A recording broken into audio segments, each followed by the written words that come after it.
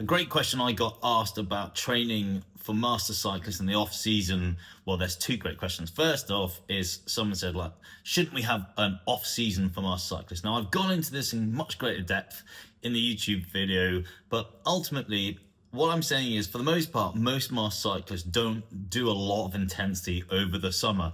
And clearly, yes, if you've been doing a lot of racing and a lot of volume and a lot of intensity, you need to have a couple of weeks off. But if you go and watch the video on the YouTube channel, there's a reason why I don't think we need to term it as an off season. We just need to redirect our focus a little bit.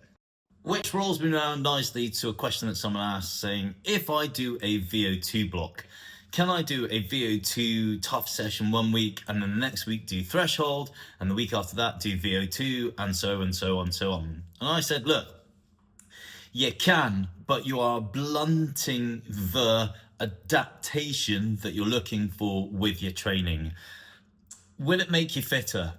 Yes, but it's going to slow that progress down, because you're basically doing Vo2 1 week, then threshold, and then Vo2 next week, then threshold.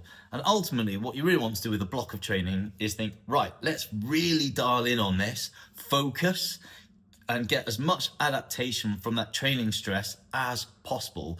Whereas if you're flipping it around, going Vo2 threshold, you're never really getting that adaptation that you're looking for. If you're working on a threshold block or a Vo2 block, keep that focus in view for the whole of the block. Don't walk outside of it.